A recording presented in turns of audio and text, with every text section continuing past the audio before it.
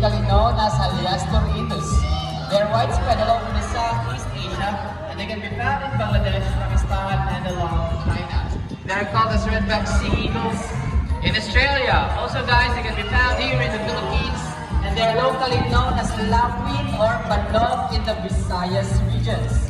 And as you can see, Brahminikites, occupancy, and they have this delicate body, and they tend to prey on smaller animals such as insects and fish. Alright. So there you go, that's it for Brahminikite Kingdom.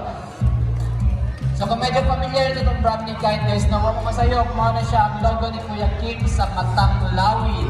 Also, mo na siya gitawag kung banog sa Kabisayaan. Hindi ko mag-isog sa inyong mga bukid. Mga na sila. Okay, so in the world of birds of prey guys, female birds are usually larger than the males. That is because they are better positioned in nesting and rearing behavior. Okay, up next for birds of prey, let's call in the Philippine Serpent Eagle.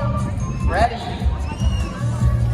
Philippine Serpent Eagle, scientifically known as Philornis colospilus. They can easily be distinguished by the other eagle species through their well-defined white spots around their body. They also have this naked yellow face and naked yellow feet. And as you can see, eagles have heavier and they have this stronger body. And they tend to prey on larger animals such as rodents, other birds, and snakes. That is why they also call the serpent eagle, because in the wild they feed on snakes and other reptiles. Okay, so there you go. That's it for Philippine Serpent Eagle. Ready? Okay, by the way guys, kung bantay mo na yung gloves, sila ba itong mga trainers na use while flying the birds of prey. So that is called the pulmonary gauntlets.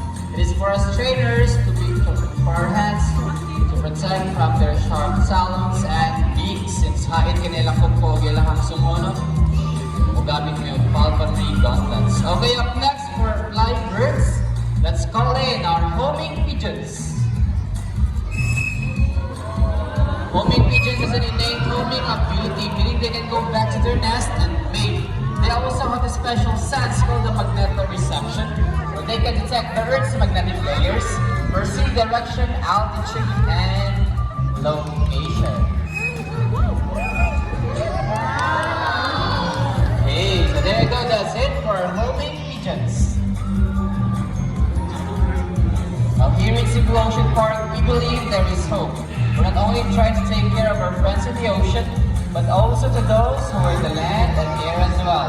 Now we follow the 3 R's. It is the reduce, reuse, and recycle. That's right. Now let's call in our lovely parrot once again. He's gonna show us how to do the proper waste disposal by following the 3 R's. It helps keep our environment clean and fresh, save the earth from global warming, and reduces environmental pollution. So sad to say guys, a lot of animals are struggling their everyday lives right now due to pollution caused by proper waste management. Let's go Goldie! Please, that's how to say, one of the greatest creation of God and the gift of Mother Nature. Let's go Goldie! Nice dunk.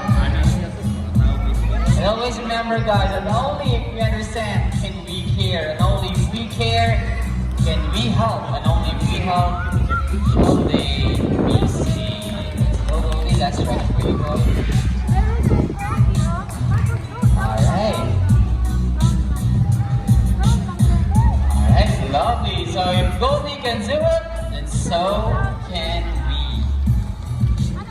Ladies and gentlemen, that is the end of our bird show.